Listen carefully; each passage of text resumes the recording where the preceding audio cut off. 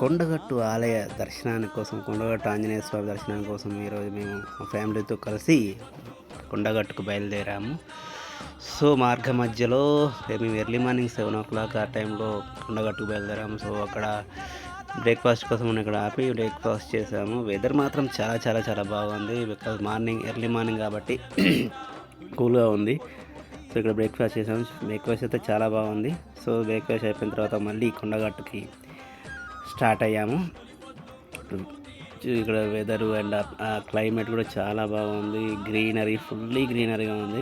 ఫైనల్గా కొండగట్టు ఆంజనేయ స్వామికి దర్శనానికి బయలుదేరాము. సో ఆంజనేయ స్వామి దేవస్థానం కూడా రీచ్ అయ్యాము. ఇది కొండగట్టు అవుట్ సైడ్ వ్యూ. ఇక్కడ నుంచి మేము కొండపైకి బయలుదేరాము. సో కొండగట్టు ఆలయానికి మనం దర్శనానికి వెళ్ళేటప్పుడు ముందుగా బేతాళ స్వామి దేవాలయం, బేతాళ స్వామిని దర్శించుకోవాలి. సో బేతాళ స్వామి ఆలయం కొండగట్టులో ఉంది. ఈ కొండగట్టు ఈ బేతాళ స్వామి ఆలయం చాలా చాలా పవర్ఫుల్ అయింది. ఇక్కడ మీరు చూస్తున్నారు కదా, ఈ బండరాయిను భక్తులు తమ కోరికలు మొక్కులు మొక్కుంటారు. ఏమైనా దుష్ట శక్తులు, చేతబడులు అటువంటివన్నీ తొలగిపోవాలని భక్తులు తమ మొక్కుకుంటారు. కోరికలు నెరవేరిన అవి కోరికలు తీర్చుకుంటారు. ఇక్కడ బేతాళ స్వామి ఆలయం కంపల్సరిగా మీరు కొండగట్టుకు వస్తే ఫస్ట్ బేతాళ స్వామి ఆలయాన్ని దర్శించుకోండి. సో చాలా చాలా పవర్ఫుల్ టెంపుల్. ఇక్కడ నుంచి మేము కొండగట్టు అంజన దర్శనానికి బయలుదేరాము. ఇది ఆలయ ముఖద్వారము. రీసెంట్గా పెయింటింగ్స్ వేసినట్టున్నారు.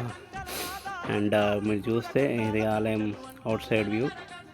ఇక్కడ మీరు ఈ చలువ పందిళ్ళు ఉన్నాయి కదా, రీసెంట్గా సమ్మర్ అయిపోయింది కదా, ఆ సమ్మర్ టైంలో ఈ చలువ పందిళ్ళు భక్తుల సౌకర్యార్థం కోసం చల్లగా ఉండడం కోసం ఈ చలువ పందిళ్ళు వేసినట్టున్నారు. సో ఇప్పుడు మాత్రం మేము వచ్చింది రెయినీ సీజన్లో కాబట్టి ఎండ ఎక్కువ లేదు. సో ఇక్కడ నుంచి మేము ఇది ఆలయము బ్యాక్ సైడ్ వ్యూ.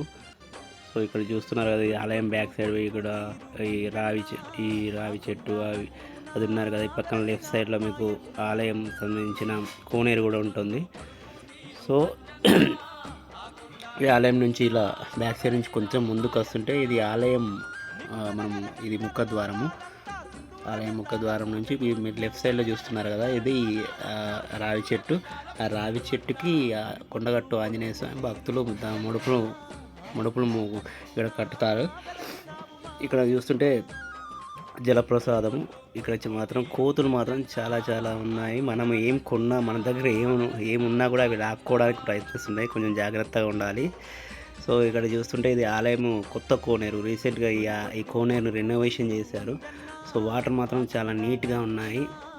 చాలా చాలా బాగుంది. భక్తులు ఇక్కడ స్నానాలు ఆచరించే వాళ్ళు ఆచరించి దర్శనాన్ని బయలుదేరుతున్నారు. మేము ఈ ఆలయం దర్శనాని కోసం ఆలయం బ్యాక్ సైడ్ నుంచి మేము వెళ్ళడం జరిగింది. ఎందుకంటే కొందరు చెప్పారు ముఖద్వారం నుంచి కాకుండా బ్యాక్ సైడ్ నుంచి వెళ్తే మీకు కొంచెం దర్శనం తొందరగా అవుతుందని చెప్పారు. బట్ ఏంటంటే మీరు ముఖద్వారం నుంచి వెళ్ళినా అండ్ బ్యాక్ సైడ్ నుంచి వెళ్ళినా మీరు కంపల్సరీ క్యూలో నిలబడాల్సిందే. సో మేము ఎవరో చెప్పారని మేము వెళ్ళాము. బట్ మీరు మాత్రం అలా ఫాలో అవ్వకండి. సో మెయిన్ ద్వారం నుంచేనే దర్శనం చేసుకుంటారు. లోపలికి ఎంట్రీ కావడానికి ట్రై చేయండి. మేము బ్యాక్ సైడ్ నుంచి చేసాము. ఇది it's not a correct way. So మేము ఇలా లోపలికి వెళ్ళిన తర్వాత సో ఇక్కడ క్యూ లైన్స్ ఉన్నాయి. ఈ క్యూ లైన్లో కంపల్సరీ మనం నిలబడాల్సిందే. బట్ మనం వేరే దేవాలయాలతో పోల్చుకుంటే క్యూ లైన్ చాలా తక్కువనే ఉంటుంది. But just 5 to 10 minutes, 10 minutes పడుతుంది దర్శనం కోసం. సో ఇది ఆంజనేయ స్వామి ఆలయం. సో ఇక్కడ మేము క్యూలో నిలబడి కొండగట్టు ఆంజనేయ స్వామిని దర్శించుకున్నాము. ఇది ఆలయం వ్యూ. ఇక్కడ మీరు ఆలయం బ్యాక్ సైడ్లో మనకేమైనా తాయెత్తులు కావాలంటే, పిల్లలకైనా పెద్దలకు తాయెత్తులు కావాలంటే ఇక్కడ అయ్యగారు కొంచెం అమౌంట్ తీసుకుని ఆ తాయెత్తులు ప్రొవైడ్ చేస్తారు. చాలా పవర్ఫుల్ తాయెత్తులు అండి.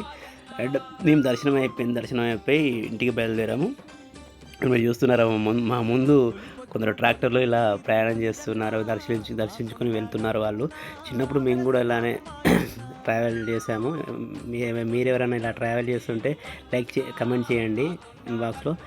సో ఇది చూడండి, కొండగట్టు ఆలయం నుంచి దర్శనం అయిపోయిన తర్వాత ఇంటికి బయలుదేరాము. ఈ వీడియో కనుక మీకు నచ్చితే లైక్ చేయండి, షేర్ చేయండి, సబ్స్క్రైబ్ చేయండి. జై అంజన్న.